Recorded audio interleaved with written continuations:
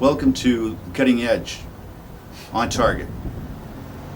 Now, a couple of years ago, we decided to do some things with Cutting Edge as a television program. We're a little different than most people wanted to see on national television. So we picked out issues, ideas, things that nobody were talking about, and tried to broach those. So at any rate, what we did is, over that period of time we've done, this is our fourth show in the series, we're going to try to do something, again, a little different than what we've done in the past. We're honored today to have with us key members of the original Cutting Edge team, some people that have made a real difference and made the Cutting Edge actually possible for these going on almost 10 years now. Congressman Bill Dannemeyer is without peer one of the great conservative voices and images of all time, and we were honored to have him assist us when we first started off with the Cutting Edge, along with our other friend Bob Dornan. At any rate, we're honored to have the man himself here with us today to discuss some issues that you've heard a lot about, but they're going to be approached a little differently with these group of great people. The second person on the team is for this show is former Mayor Sandra Guinness from Costa Mesa, and she's been on the Cutting Edge on Target program one other time, and she did such a great job. We're having her back.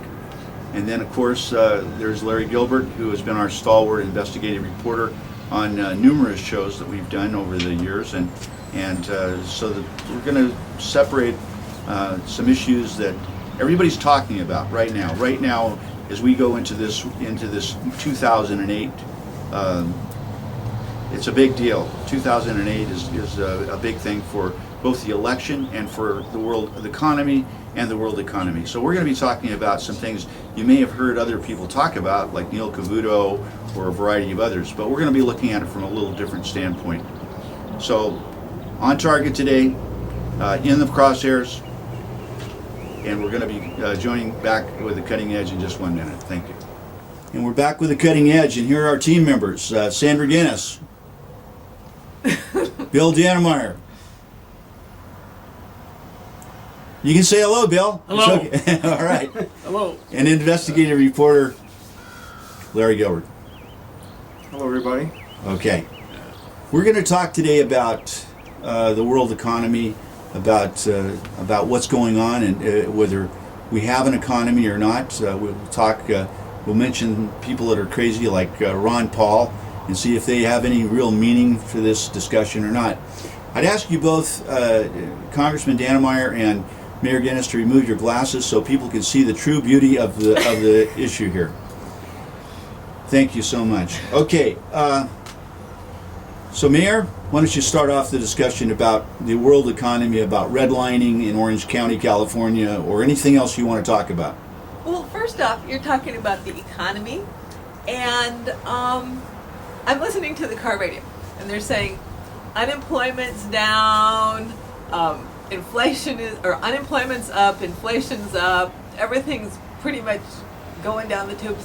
But we can't change it because that would be bad for the economy. We have to fire all these people because otherwise it would be bad for the economy. And I don't understand, what is the economy? Is it GNP, GDP? Is it consumer prices? I really would like to define the economy because I don't really know what it is. It seems like for a lot of people it's what puts more in their pocket and too bad for everybody else. Congressman Dannemeyer, what do you think? What's the question? What do you think of this, the discussion of the economy and whether it's valid? See, they have a Band-Aid attached to the artery of the world economy, and it ain't going to stop the flow of blood that's taking place. All right, let's be clear. Anytime, let me just see, the history of civilization, governments, people, cultures, whenever any country goes down the road of backing the currency of that country without anything, they're destined to fail. And that's we severed the link between the dollar and gold in 1968 by an act of Congress. Ever since then, the dollar's been floating without any backing, and now it's got to the point where it takes probably $1.50 US to buy €1. That's not an accident. But this is fiat currency, correct? Fiat, yeah, it's just paper money. But the issue that they will challenge you with, Congressman, is that they will say, well, guess what? Everybody's got fiat money. The Chinese have fiat money. The euros are a fiat money. What difference does it make whether ours is a fiat money? Well, it's the Swiss franc, I think, is backed by gold, and I'm not. There are a few others that may be, but we Americans, many of are Christians. I'm one, and we have a difficult Christian people. We give the other guy the benefit of the doubt. For us to ever comprehend that there is a movement, a political force that's been in place for 225 years to destroy all governments and destroy all religions. That's what's going on in the world. That element is controlling it. And when they want to destroy all governments, they want to destroy the economy. And that's what they're doing right now. Gilbert. Well, I wish I had bought gold when it was $35 an ounce. Oh, yeah. Now it's up around $1,000. Yeah, right. We keep reading about the bailout, if you will, by the Fed of Bear Stearns. But look at all the people who are sitting on the sideline, possibly losing their homes for foreclosures. I spoke with a realtor in Mission Viejo yesterday, and we've got between 50 and 150 property owners about to lose their homes. So this economy is really in trouble. For some, it's a depression or a recession, and others. But I would question, are they losing their homes? You have people who put zero down, interest-only loans. Oh, don't it's qualify. Not their Of course home. it's not their home. It never was their home. It was a realtor who was anxious to make a sale and let them get in with no money down, so they've got virtually no investment. So Yeah. you're right, So Sandy. it's not their home. disagree. I have to be honest. I do not feel sorry for these people. I mean, I'm one of those dumb people who never treated my house like an ATM, just kept making the payments. Boy, what a fool. Yeah, but by I'm now- actually going to own my house pretty soon. What a fool. Look how great this was for the building industry, though. Look at all the houses we could build and sell because these people didn't really qualify as those of us that bought our home 30 years ago had to qualify. But it just created a balloon economy where it just kept pushing up the prices and pushing up the prices. And now the bailout, it's really not geared towards somebody who responsibly Let's put key down on payment. something very important here. Very, very important. It used to be that we had, and I'm going to lean on the congressman here for this answer, we actually had a savings and loan type of economy many years ago. I don't know when that quit, but it was that classic story of It's a Wonderful Life with James Stewart, and Uncle Billy had stolen or lost the money, and they had to. And anyway, they were backed by all the people. The people that wanted to build homes or buy homes were local community people. They took their money to the bank, they put it in the bank, and that bank lent that money to other homeowners in the communities, and they were able to build homes or borrow money and pay it back over the period of time. Problem is, in this fiat currency issue with derivatives and with hedge funds, what they would do is they would take a bank would lend money and then turn right around and sell that debt as old debt to somebody else who sold it to somebody else who sold it to somebody else. So actually the people that have actually borrowed the money today don't even know who they owe it to. Well, see, paper money issued by a government is supposed to have two values: a medium of exchange and a storehouse of value. When we severed the link between the dollar and gold in 1978 or 1968, it was no longer a storehouse of value. We let the inflation genie out of the bottle. You mentioned the savings and loan that used to exist. Well, when you're in the banking, but I've never been a banker. I've never had enough brains to be a banker, but I'm just a lawyer. If you when you borrow short, take money in short, that is payable on demand by the depositor, and lend it long, which we as a culture, banking industry, encourage the savings and loans to do. What happened? When the inflation, when you take in money at 3% interest or 4% interest and lend it out at 4 or 5, you make a living on the spread. But when that depositor is getting 3%, inflation comes along, he can take the money out of the savings and loan at 8 or 9. What do you think he does? He comes down to the savings loan, give him the money, he puts it out for 8 or 9, and the savings loan guy is stuck at money long term for 6%. That's why he went broke.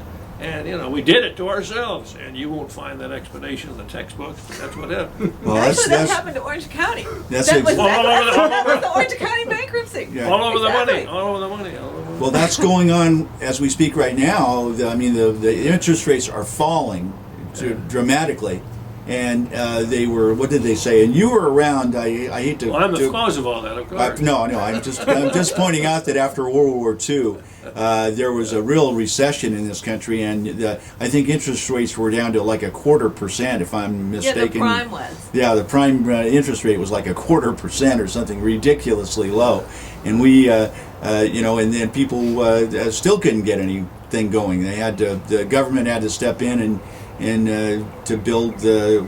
I don't know, those boxy houses that we used to learned live in something back on in the Cutting 50s. Edge. Is that where priming the pump idea comes from? I don't know this, but my point is that today, right now, the economy and what we look forward to after the November election is going to be what? I need you guys to sit there and tell me dark, light, or medium. You tell me, what do you think the economy is going to be doing at the end of 2008 and early 2009? Sandy, start off. I am not hopeful. And part of it is that all the things that traditionally were supposed to be what you're supposed to do to help the economy, save your money, live within your means. Well, everything's discouraged by that. If you have high inflation and low interest, obviously it makes no sense to save. And when you really think about it, the big multinationals who can, they're going to shift their money around. And we don't have that. Remember years ago, the business of America is business and those kinds of things, Calvin Coolidge. Well, the problem is nowadays, maybe that has changed. Maybe that was true where you had American businesses who were vested in America. The problem is the bigger businesses, the banks, like the big bailout, it's not geared to the homeowner, it's geared to saving the rear ends of all the banks. These guys are not vested in the country, so they have no interest in making economic decisions that are good for Let's the United hold on States. for a second. Let the Newport's finest go by. All right, go ahead. So the problem is we have large corporations that are not vested. They're not, I wouldn't say they're evil, they're just doing what corporations do, making money, but they're not really vested in the success or failure of the United States or the U.S. economy, whatever that is. Well, that verges on something else that's very important, is the H-1B visas, where we go out and get Indians and Pakistanis and a variety of other individuals from all over the world, English, Irish, you start naming them, and we give them these H-1B visas because they have techniques or talents, so-called, that Americans don't have for jobs. So where does that fit into this whole process of sending our jobs overseas and then bringing people from overseas here to pay them for jobs that we can't find people to do here? Well, see this. You're talking about how long will it take for the New World Order to arise out of the economic chaos that's threatening in the face? Let me ask you this question, you three distinguished members of this panel, me excluded. What's the name of the President of the United States who first mentioned New World Order in a speech to we Americans? Woodrow Wilson. No. Before that? It was George Bush Sr. George Bush. Yeah. What year did he do that? 92? 1990. Yeah, 1990. What month? Don't know. September. What day in September? 11. 11? I'm just guessing. You guessed it. I'll be darned.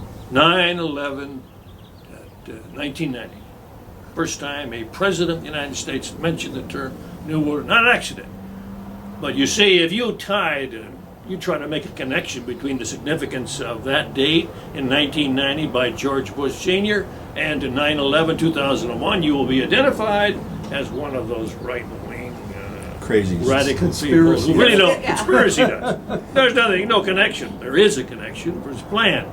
In my opinion, George Bush Sr. himself has said, if the American people ever find out what we Bush people have done to the American people, they would be coming down the street to lynch us tomorrow. My point is that this New World Order I talked about had a plan for 225 years to bring absolute chaos, to bring government down, religions down. Out of that chaos, they came along with their, what they will say, will bring peace and security to people. And who could be against that? All they want is your Sounds freedom. dull. They want to take over the world. They want to take control of the world, and then when they get total power, you can't imagine the terror that will take place among the people of the country.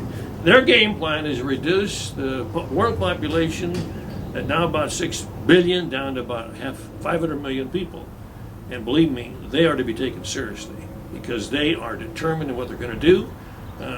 They are controlling the United States government today. There's a fellow named Michael Collins Piper who wrote a book called The High Priest of War. I suggest your listeners get a copy of it because he described the neocons. They're Trotskyite communists. They're not, some of them may be American citizens, but their loyalty is to an international organization that seeks to take over the control of the world. And I would guess that 95% of the members of Congress in the United States don't have a clue. They were like me for 14 years who naively thought when I was an elected member of Congress that we ran the country. I didn't find out till after I left and did a lot of studying and reading. The visible government of which I was a part, we thought we ran the country. We didn't run the country. Well, It's let the me invisible government runs yeah, the let me country. follow up on that because you've got the World Bank, you've got the all of these big financial institutions that are set up to lend to smaller countries and whatever, and use their hegemony, as you're used to use that term quite frequently, hegemony, that we would use that as a way of controlling other countries. Is that true or not true? Oh, this is part of the financial interests controlled by the Zionist Jews who stole our money supply in 1913 when they talked Congress into creating the Federal Reserve Board, a private corporation that controls the money supply of America in violation of the U.S. Constitution. These are the people that control America and control the world. Well, Let me come okay. back to your. Yeah. Do you have any Amoros with you, Bill? Are we going to have a North American Union that's the new currency between Mexico, Canada, and You look United at my States? wallet, I heavens. don't even have a paper dollar. I went to a grandparents' day for one of my grandchildren and gave away all the cash I had in my wallet. What I was going to say is that one of the everyone, you're talking in some rarefied air, Congressman. Everybody is going, well, but how does that affect my rent? They bring it down to such a minutia rather than understanding the totality of what's going on, and they really don't care whether it's the old I call it the Communist Manifesto issue, where they say as long as you've got a full belly, you'll believe anything that they tell you.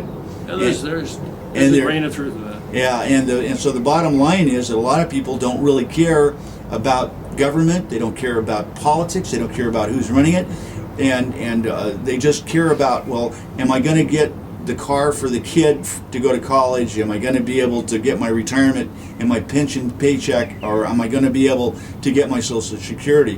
What do you foresee? And that's the question that I asked initially from Sandy. She says she doesn't think it looks too good. Ron, let me come back to your question.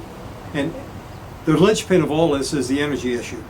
And as long as we're paying $100, $110 a barrel of oil, when OPEC, conglomerate, or whatever you want to call it, the cartel, is controlling that energy source, until we can find an answer, be it drilling in Anwar or going to nuclear energy with the potential risks that are associated with it, this country is going to continue to hurt. Yeah, but that's artificially, when everybody says, oh, gold's $1,000 an ounce, and it's the end times. Well, you know what? I was there when it was $8.48 back in 1980. And and I was hanging on, and when it fell to $6.49, I said, I'm keeping my gold because, and my Warren Wright, my good old accountant, says, dump that gold, buddy, because you're not gonna, it's going down. And he goes, and I said, no, come on, it's going to come back. I know it's going to go over 1,000. And he says, yeah, in about 20 years. Well, he missed it by 8 years. It was about 28 years before gold hit over 1,000. Gold, if you're looking at the price of a barrel of oil, That was a barrel of oil we were buying it from Mexico in 1980 for $10 a barrel on a long-term 5-year contract or 10-year contract. Now, the bottom line is that sure, there's a lot more demand for oil today than there was later. Ron. But Ron, last year I Yeah. rode in a rickshaw. I also rode in a maglev train in China. Right. I mean, you've got a population of 1 billion people who are now having automobiles. In fact, they're going to produce more automobiles in 2010 than Japan. India is coming out with their cars, so the demand for that black gold is increasing fantastically, and the people at the wellhead are just controlling and limiting how much of it we get. But wouldn't that tell you something that we sort of have to change the energy process? We have to address it. It's a major policy May I issue. respond to that? Sure. I know you know something about that A subject. little bit. I was on an Energy Commerce Subcommittee all 14 years. There you go. See, the biggest argument of these preservationists who are opposed to any alternate energy source that makes sense, like nuclear power. Well, we can't have nuclear power in America because we haven't solved the waste problem. The world has solved the waste problem. The French have been processing and storing high-level nuclear waste for over 30 years. I've been to their facility in Bourcoul, France, years ago and looked at this and studied it. We haven't built a nuclear power plant in America, I don't think, in 25 years. Oh, at There's least. some rumbling right now that it might be resurrected. And the beauty of it is that when you get energy from nuclear power, you don't aggravate and claim that humans are involved in emission of gas. It's responsible for global warming. Al Gore is a jerk. He doesn't know what he's talking about. You don't have He's to part of the sugarcoat it. New You World just tell him. Order and wants to destroy the economy. Right. So the point is, we advance the cause of the common people of the world to the extent that the economic and culture can produce energy at the cheapest price we can get it. And I just pray that the political leadership of America will have the courage to once again pursue the nuclear option. Because we can use the electrical energy to produce hydrogen to replace the oil that we currently use in cars. And that's one of the options that will come from that energy. One of the questions that I have, though, is everybody says, "Well, is it Rocky Flats, the place where we were trying to put the nuclear waste?" In Nevada. Is that In Nevada? Yeah. Oh, yeah, we can Yeah. store it there. Well, why? Everybody's The up price in arms hasn't about gotten high enough for Reed from Nevada as what it'll take to use it. I mean, somebody said that getting something done in the political system is like trying to drive a bunch of unleashed cats through a fish market. it. Right. I mean, there's a lot of distractions, and I admit it's a difficult thing, political. But when you have leaders, frankly, who are committed to what I'm talking about, you get people in a room and you shut the doors and you put the locks on and you say, "My friends, we are here today to get a solution to several problems. Nobody's going to leave this room until we get a solution." Now, who wants to volunteer to do that first? I mean, you have to have leaders with vision and respect. And once more, let me just point this out. You need to have leaders that the public have confidence in their integrity. That's the candidacy of Ron Paul, my friend from Congress. He's an honest man. Can you imagine that? An honest man in the U.S. Congress. Yeah. And that's what he is. He wants to run the country of America on the Constitution that was designed to limit the activities of the federal government to outside the country and the states at the inside. That's the secret of Paul's candidacy. And I'm not surprised that the dominant liberal media, that controlled by Zionist Jews, has essentially relegated him to the backyard. But Ron Paul is a very distinguished man, an honest man. Well, let's get to some important points about the economy, though. That I think are just, I mean, they're like nuts and bolts of it. We've allowed the banking system to sort of, I don't know who's in charge of the banking system. The Federal Reserve Board, a private corporation. Private corporation. Okay, Yeah. so in other words, what about Bear Stearns? What about these companies that are going belly up with were worth $20 billion yesterday and are now Well, worth the thing $200 is, the million? company, the shareholders end up with nothing, but somehow the guys who are running the show, I mean, whether you're looking at Enron or any of WorldCom, those things that went belly up, the people who ran the things aren't hurt, and it's their shareholders. And even you look at the banks, trading government securities for worthless mortgages. who's going to pick up the tab there? It's going to be the taxpayers.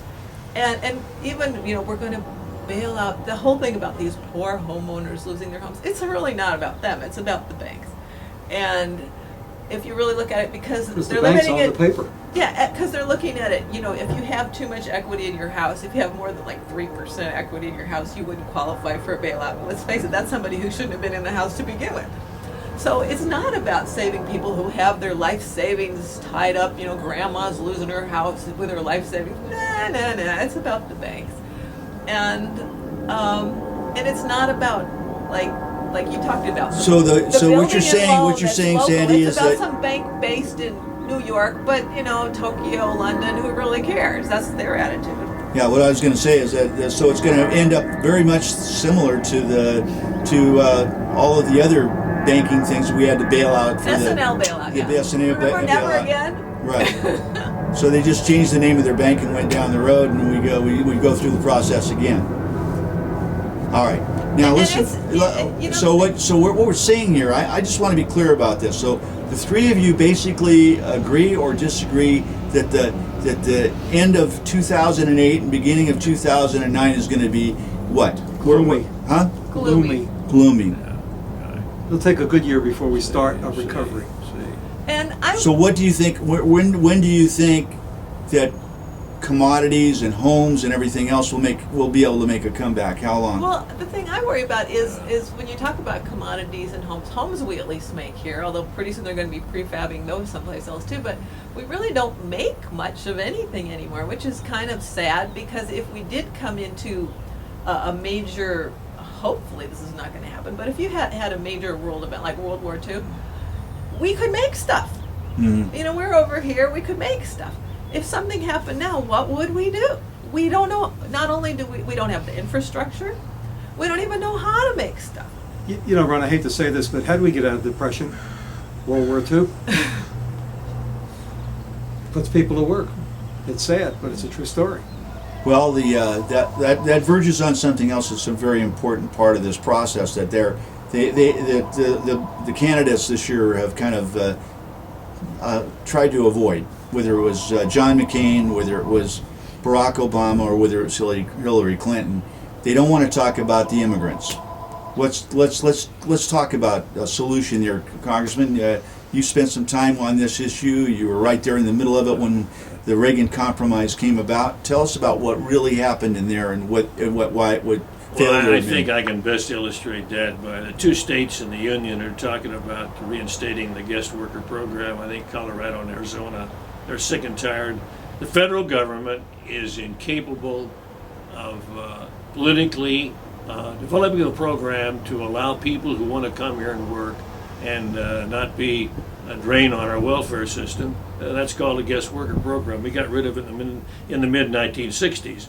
But frankly, the current president of the United States, George Bush Jr., he's dedicated to bringing about this new world order. He is prepared, if you can believe this, Ron, he's prepared to transfer the sovereignty of America to this combination of Canada, the United States, and Mexico in one country. And he didn't care about the U.S. Constitution. That's that highway that's going to connect. Well, that's the part of international- it. That's part of it. He's not interested in stopping illegal people from coming in here, because that's part of the program of the New World Order. And there's a Professor Rummel of the University of Hawaii, 8 or 10 years ago, wrote a book called Death by Government. Now get this.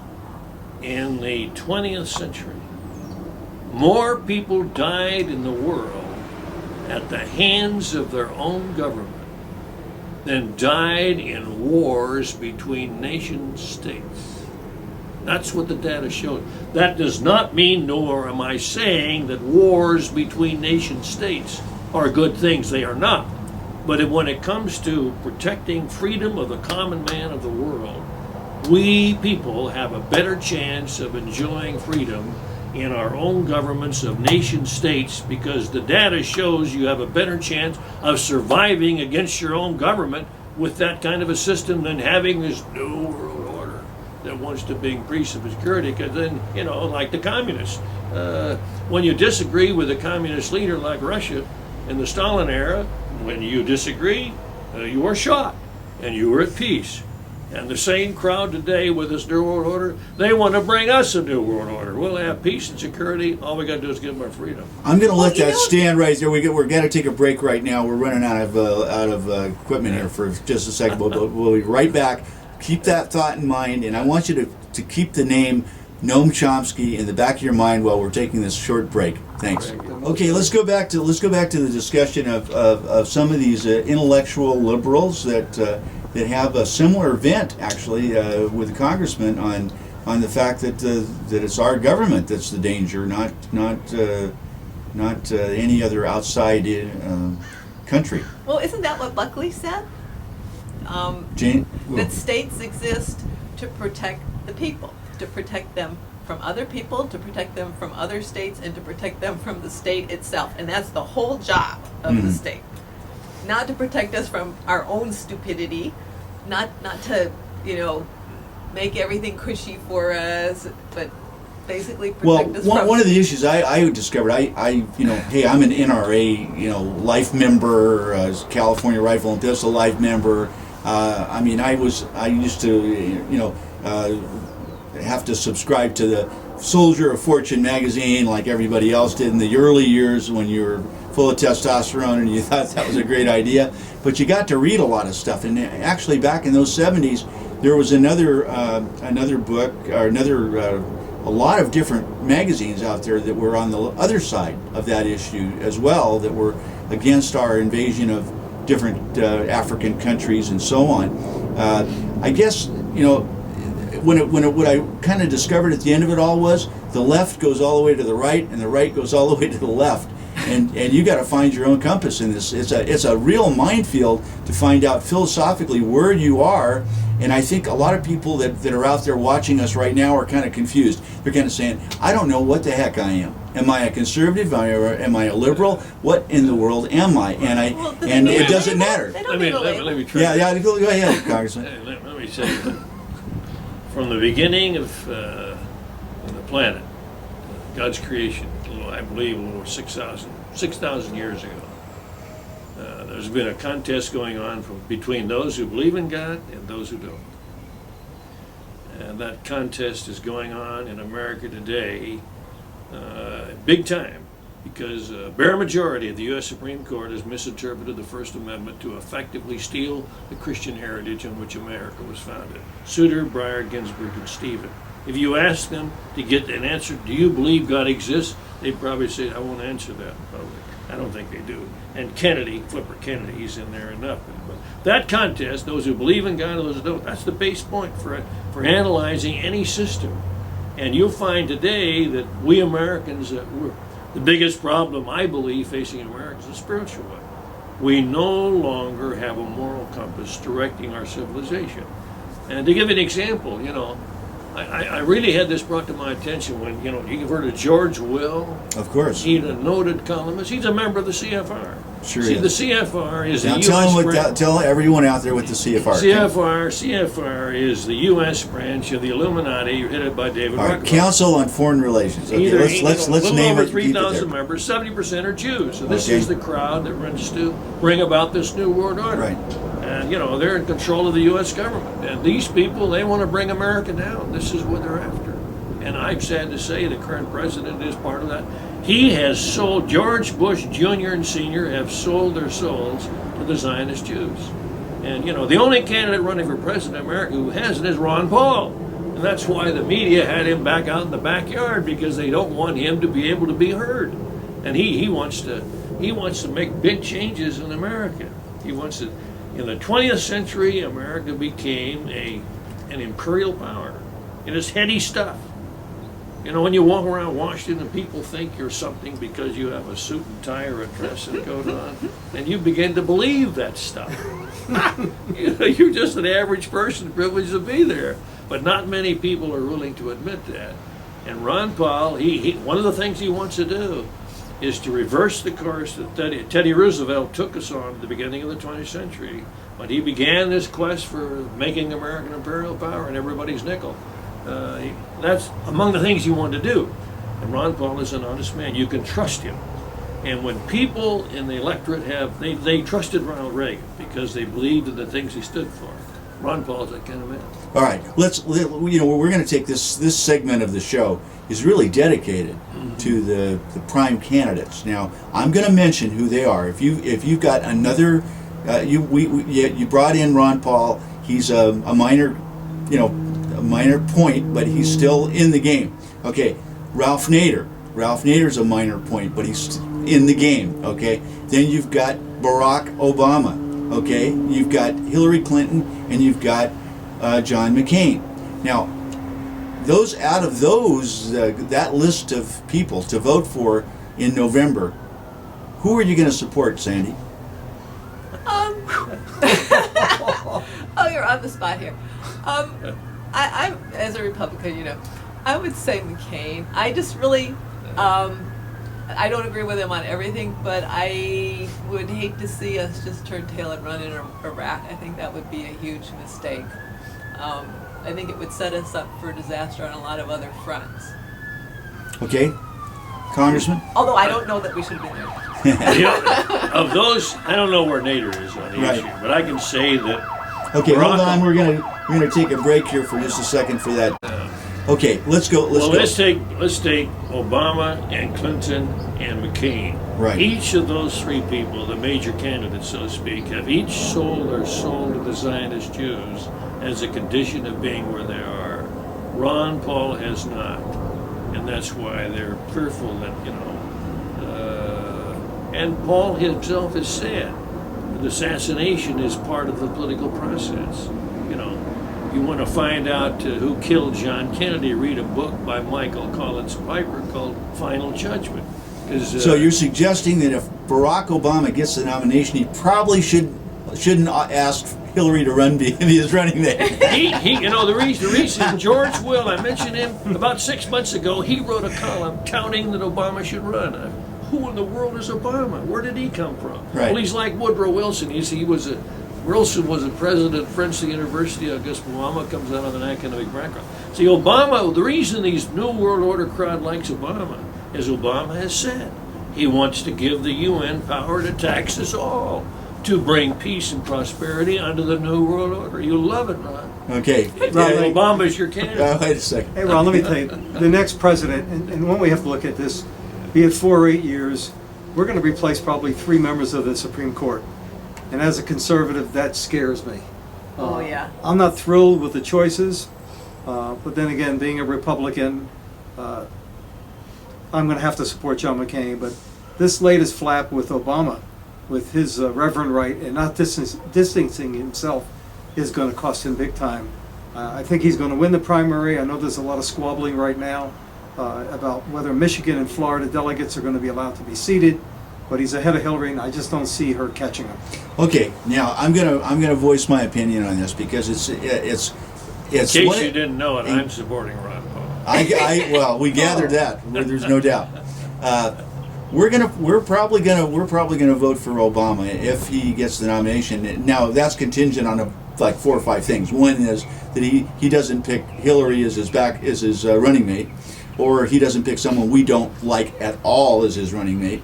So we wouldn't vote for him if he picks someone we don't like as a running mate. But having said that, the guy is eloquent. He's smart. He's smart as a whip. Okay, and guess what? I can't trust John McCain. I don't care what he says. I don't like his presentation. I don't like what he's doing. I mean, we wanted Rudy. We were going for Rudy in the front end of this campaign because he had the charisma. He may not have had all of the philosophical ideas that we believed in, but guess what? He was a strong enough personality. We believe that he would follow his true calling. Once he went out, that was the end of it. There was nobody else in the Republican litany of candidates, with the exception, I have to mention, Ron Paul. He was a consideration. But the point is that, as we say, Congressman Dannemeyer, the only reason why Ron Paul cannot win the nomination for the Republicans is that he can't get Benjamin Franklin or John Paul Jones to be on his cabinet. But if he could get those people, he would, and he would get the nomination. But he can't get those people. So anyway, having said that, let's take each one of these candidates, and I'm ready to hear yay, nay, good, bad, or indifferent about each and every one of them. Sandy, what do you think? Well, I'm always a little worried when somebody just kind of shows up, makes a great speech, and everybody just jumps on the bandwagon. And that's the thing is, how do you know? I mean, could be a great guy, could be the devil incarnate. But if they just kind of show up and they don't have a long enough track record, you really can't say. Hillary Clinton, she has her ups and downs. And I have to admit, there's a little part of me that says, just wouldn't it be nice? I mean, after all, there's a female prime minister in Pakistan. Well, not right now, but there was. And the United States is still like we're the backbenchers. And even though, I wouldn't be out there marching or anything, I do believe it's just encouraging. You had your token. You had Margaret Thatcher. I wouldn't vote on that basis, but yeah, Margaret Thatcher, man. Now that was. But Sandy, we love you, Sandy, because you're so honest. And I have to admit that not many women would have the tenacity to say on camera, yeah, well, Hillary's a girl, and I'd like to see a woman represent this country. And there's a lot of people that are out there that are Republicans, Democrats, and whatever that feel exactly as you do. And maybe she's not the one, but she's the closest anybody's come. But I will mention this to you, and just to counter one thing, okay, and that is, if she did not have Madeleine Albright, okay, or Lanny Davis, or the whole litany of the standard people that she would have for 8 years, and I'd have to watch Bill Clinton every Sunday on the talk shows, oh, I'm not on voting news. for her. I would never vote for them. I couldn't, with all good conscience, for any reason, I could never vote for her, just for that purpose alone. Okay, Larry. Obama was talking about his grandmother and trying to make a comparison between her and Reverend Wright. But what Reverend Wright said a couple days after 9/11, damning our country, a man of God, a minister, pastor, whichever title, reverend, and to not distance himself from that man after 20 years has cost him, I think, quite a bit, maybe 5 or 10 points in the voting of Democrat and the thinking today. I'm with Sandy. He is an unknown, very eloquent speaker, but he's not been tested. I will counter that, and I'll counter it with this. Jimmy Swaggart, Falwell, Jerry Falwell, you start naming them. These are all guys that at one time or another we supported 110% for what they believed in. And occasionally they'd fall off the wagon. And every time that they'd fall off the wagon for something, someone would damn them. They would damn them forever.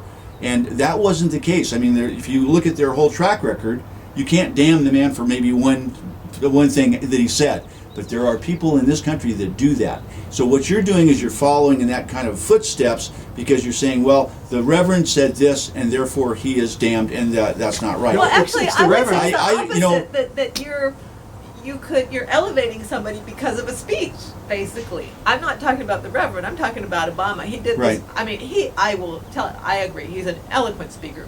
When he spoke during the Democratic convention last time, I was quite impressed. I thought, who is this guy? I even, downloaded the speech, and I was very impressed with the speech.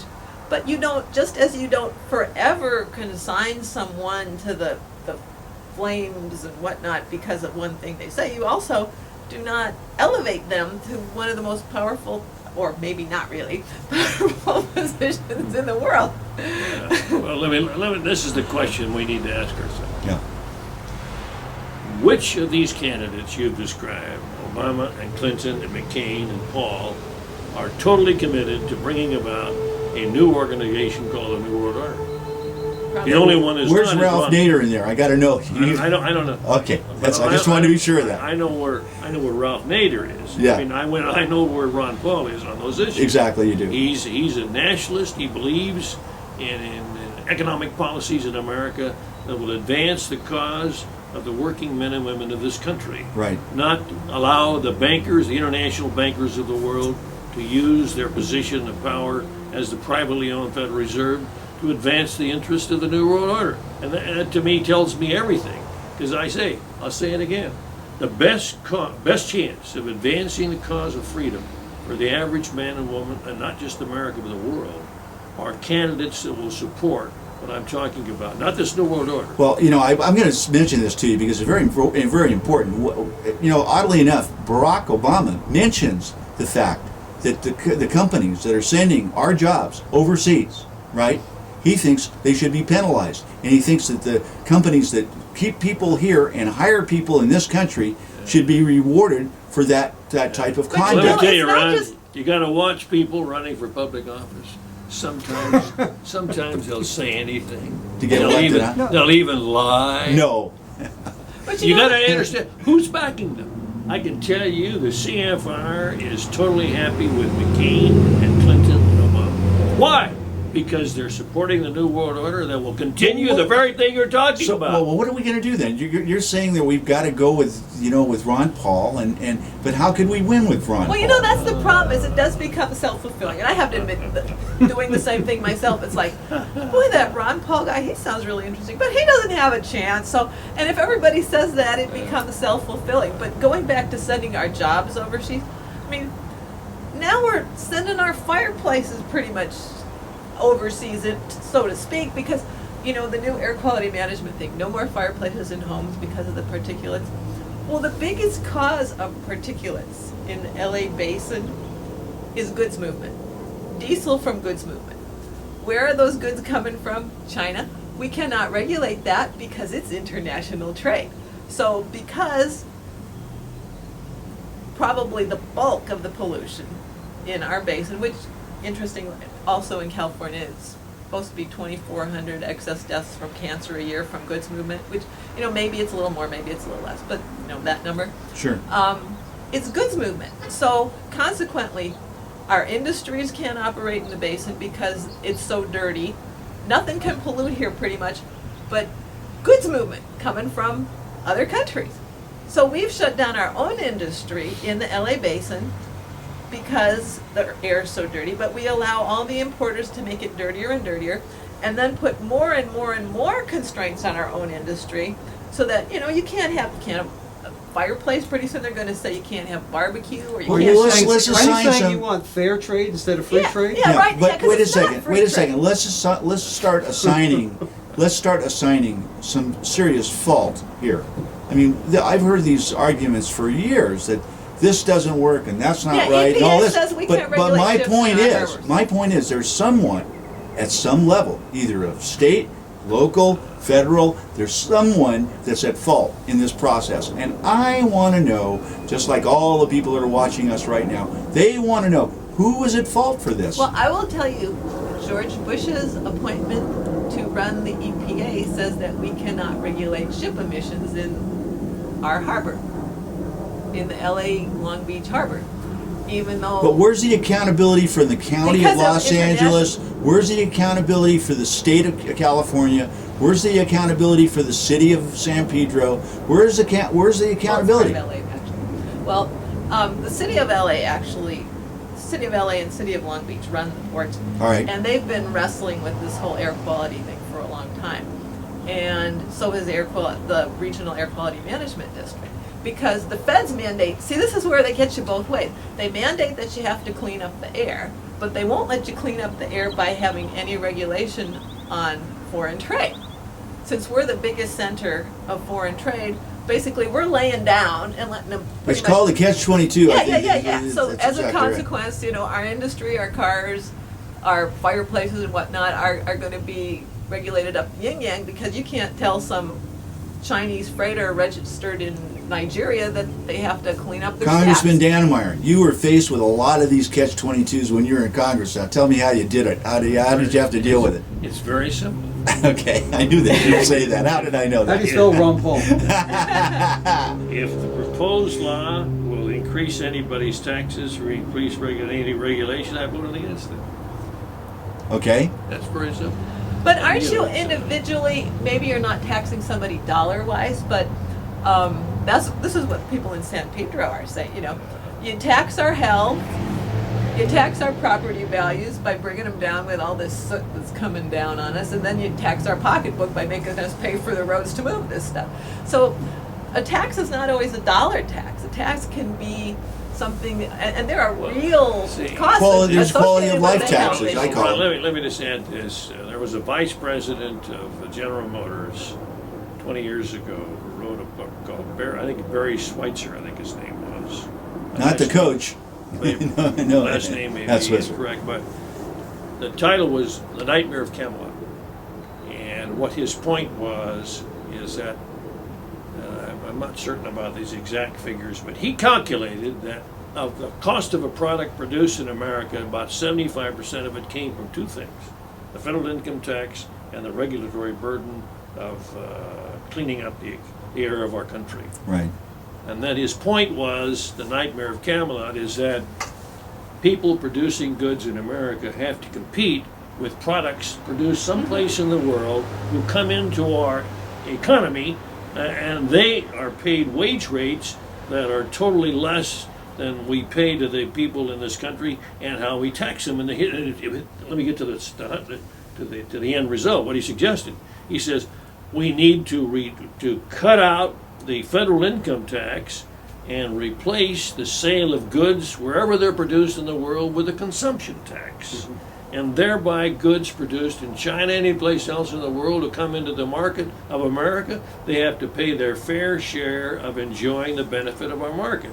And we would then reduce the penalty on production of goods in America and revitalize the manufacturing industry. Now, of our you know, country. that always Now, he sound- makes so much sense. You know, that- I got you, but the thing that doesn't make sense out of this, and I love what you're saying. I would agree with it 100%, except that when Company A from Keokuk, Iowa, goes and invests their money into China and causes that company to be Keokuk, Iowa A in China, and then they bring the goods back over here, they aren't taxed. They aren't taxed. They're encouraged to do that, and that's the part of this whole process that's got us flummoxed, is that they're, instead of, if you did what you just said, okay, you're exactly right, but it's not fair. The problem is that some of these companies take and they'll build equipment in England, they'll build it in France and Ireland. They've been doing this for years. China, all in Southeast Asia, and that's how the Korean market got big, the Philippines, so on. So what do you do, and how do you equitably tax these types of companies that may have had one guy that was the president and he said, I'm going to invest money in China and that's what we're going to do you this. see, corporate America is in business to make a profit.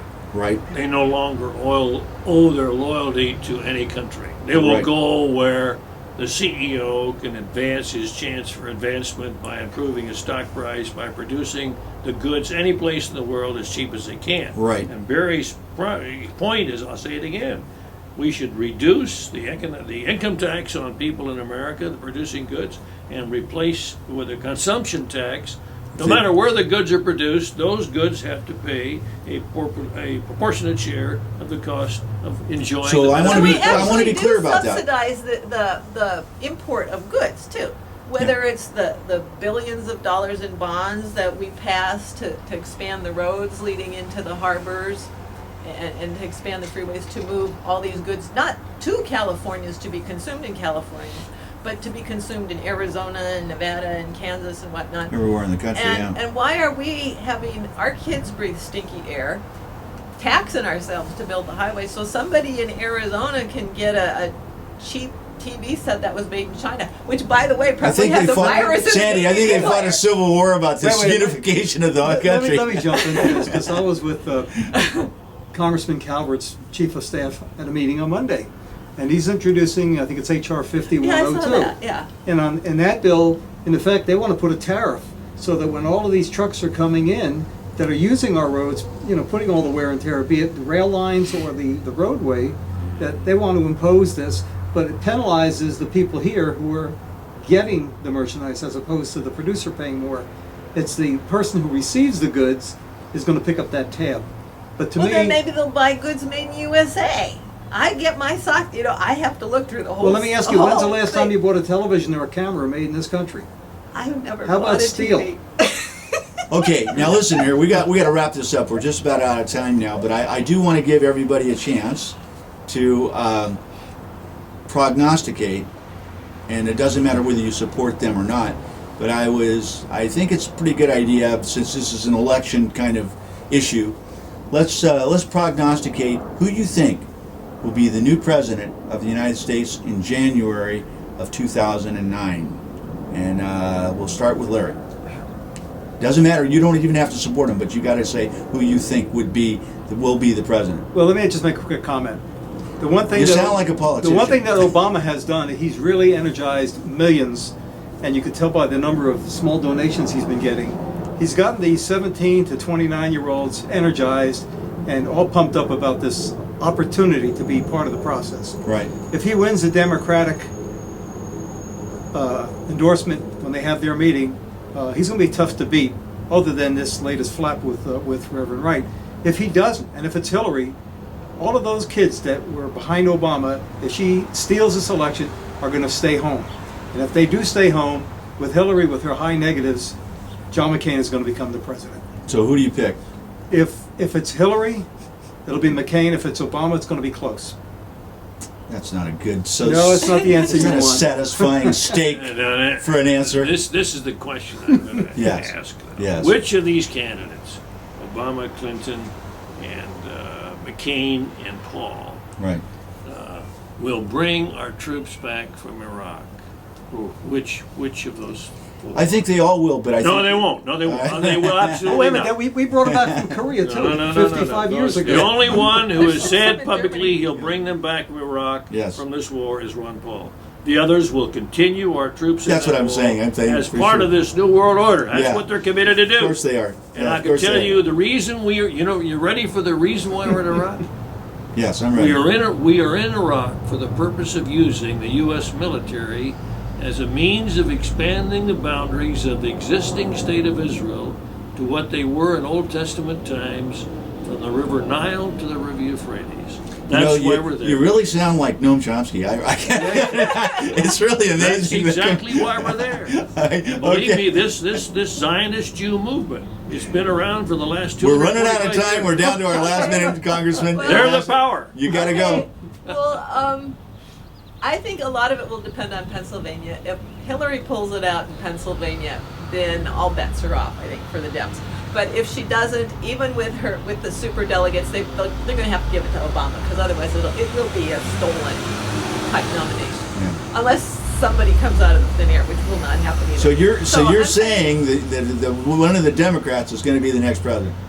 Well, I am not done yet. Oh, okay. Hurry up. You're going to run out of time. You're running out of taker. I would say Obama has a good chance, but I would not say 100%. I do not think Hillary will probably be the next president, but we could be very, very surprised. Let's say A lot of we it- agree she won't be. We don't know who will be. I want to thank our three very special guests today appearing on the Cutting Edge On Target show. And this is all kind of experimental when you get right down to it, because we're doing stuff that not many people will ever do or talk about in any depth. There'll be a 30-second soundbite on some of those majors, and they'll probably pick up on it. But I do have to say thank you so very much for coming today and doing this show. And I'm going to be wrapping this thing up here in just 1 second. So hang on. Thanks for joining us today on the Cutting Edge On Target series. We try to get in the crosshairs of some of these issues and we've got some very off the plate sort of responses, and we can't thank Congressman Bill Dannemeyer enough. This is one of our great American heroes. He's been thinking out of the box for a lot of years. It's not just something he came up with yesterday. This guy is just the greatest of all time, and we love him, and we appreciate him taking the time to come out here and be on the program with us today. Sandy Guinness, again, sharp as a tack, and we love her, and can't thank her enough for the good news and her opinions, and also, of course, Larry Gilmer. So, thanks to all. We'll see you the next time on the Cutting Edge On Target.